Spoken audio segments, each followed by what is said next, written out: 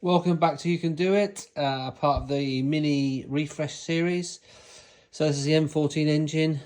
What we're going to do today is we're going to show you a video on how to quickly take the sump off. And we're going to look at the oil pump.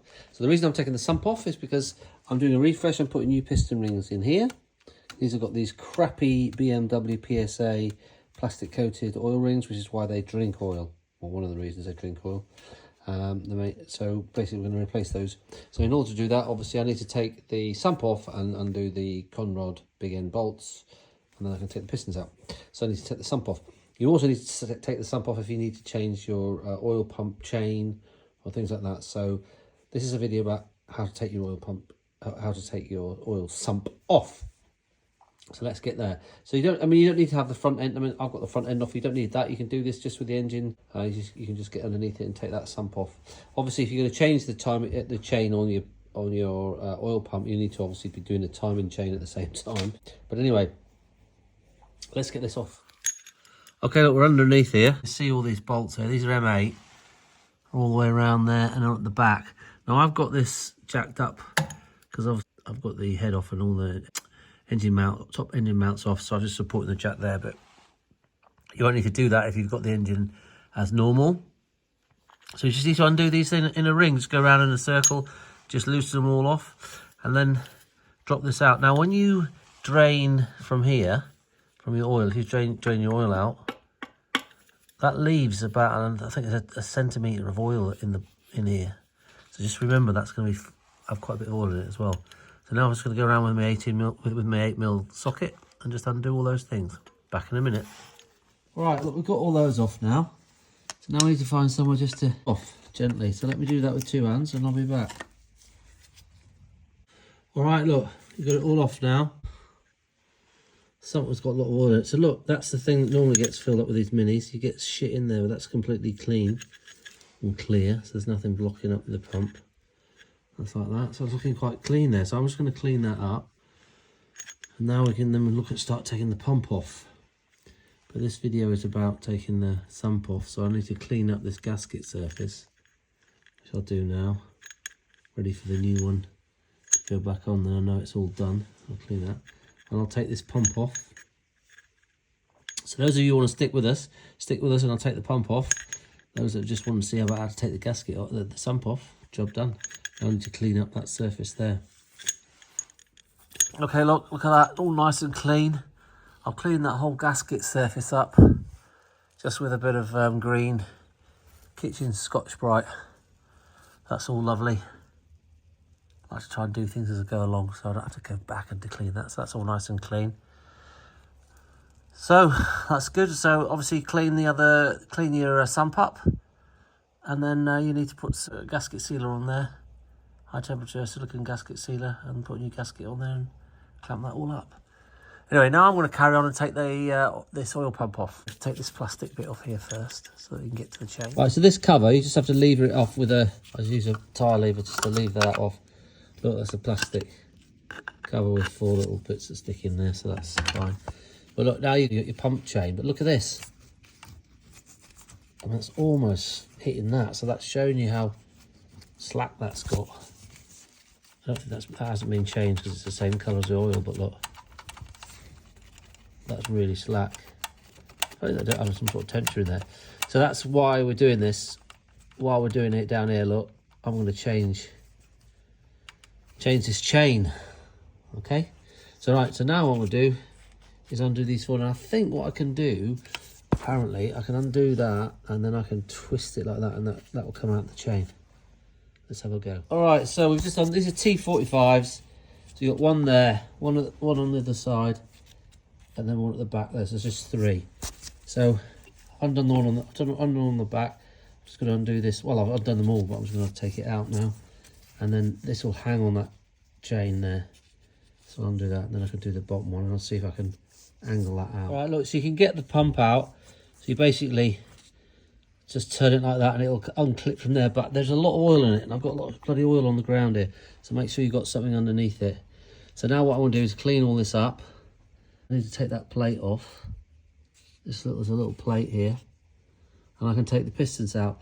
But that's another video. So this is a video for like taking your oil pump off. So we've got your oil pump off now. So obviously if you want to replace this chain, you've got the sprocket up there, which is again exactly the same as the it's a camshaft sprocket. It's another one of those. So you've got to take that, just pull that off there, and then that drops down in here.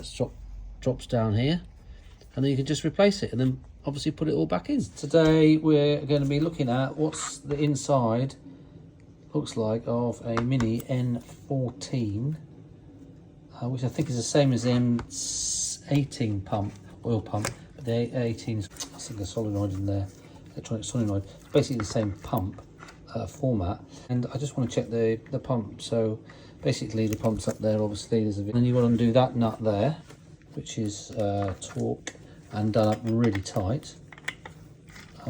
So I've already loosened it, but I can take that bolt out now, and then we can get this sprocket off, and then we can get to the nuts to take look here, take those off there. So let me undo that. Comes off here, and that is, look, you've got a flat surface there. It's done up very, very tight.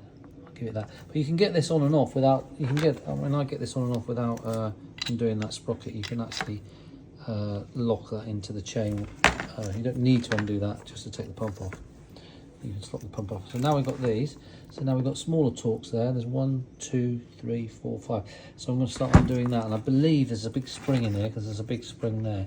So I reckon that's sprung loaded. So we need to be careful. We'll just undo them all in rotation. So let me. Right, I've undone those 5 bolts there, and that's sprung right out.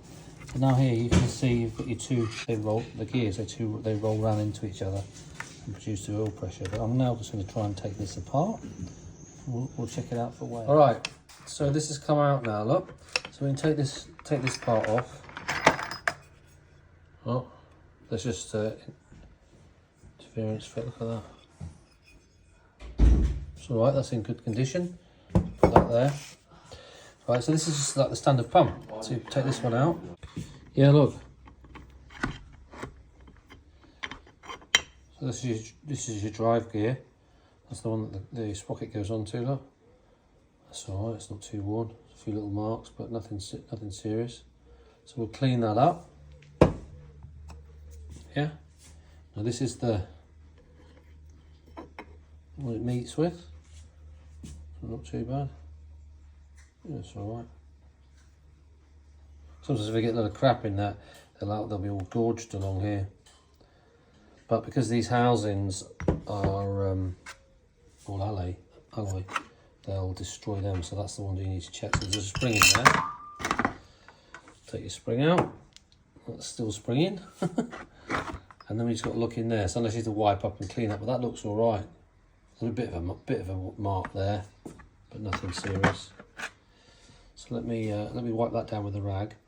But as you can see, which is what's really important to realise, is that is your inlet, as everyone knows. But if you think about it, you look at it there, look. I'll put it to the light up there so you can see. Yeah, so basically anything that goes in, anything that comes in there, comes straight into the pump. Straight in there and into here. So you're going to get this edge here will be all really damaged. If you get any bits of crap or plastic from the timing chain or anything like that fails, it's going to really damage it. So again, it all comes back to looking after the car and regular oil changes. But let me clean that up. All right. So I'll clean that up, look. And you can see there's a little bit of a wear mark, just a little ring there. But that's actually in really good nick, considering it shows that it's been well serviced.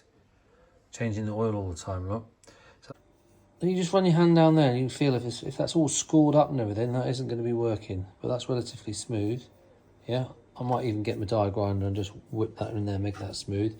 But you see, the way that works... Okay, I've got the die grinder on that and just polish that up, look. So that's a little bit more slippery, as they say. So that's good. So I'm now going to put this pump all back together. Okay, so these mounting bolts, we've got the pump back up again now. Now you can tuck it in there. So you don't need to you don't need to have had this sprocket off like the way we took it out. You can take it out by just twisting this out and it comes out of the chain. And you can also get it back in like that. So you don't have to undo that nut if you're just going to take it off and check it or whatever. Okay. Or if you're just replacing the chain, you can just take it out. Okay, so I've taken that nut off because I was checking the pump for wear. Okay, so that bolt is, these are 25 newtons, the three there, newton meters, and that is 5 newton meters plus 90 degrees, so it's a stretch bolt. Yeah, so you're supposed to replace it. I haven't actually replaced it on this one, but it'll be all right. It's 90 degrees. I've just done 5 newton meters plus 90 degrees, so job's done. Okay, so now that's the end of basically the oil pump. But if you want to put the sump on now we're going to put the sump on. So what we're going to do now is we're going to run high temperature silicone sealant. I'm not going to put a gasket on. I'm going to run it all around here. All around here. I'm going to put it all around there. And then we'll offer it up. Now we need to make sure that it's dry and clean underneath, which we've done.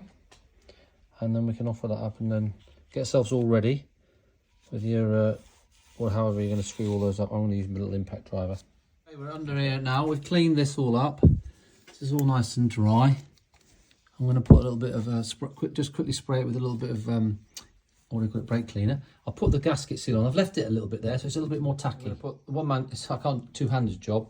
I'm going to put that up there, and then put the first bolt on in the middle there, and then we'll go around and put all the bolts. Okay, that's all up there. I used that's really useful to put one of those up there as you offer the sump up. And you can get it right in the right place, push it up, and then all the bolts fit in fine. All right, so that's just about done it. So that's how we put the sump on.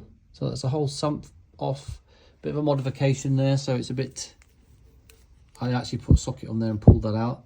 So that's down a lot more. But the best way to get these completely clean is to actually put a little pipe down the dipstick hole and suck it out the bottom there. Okay. So, hope you liked the video.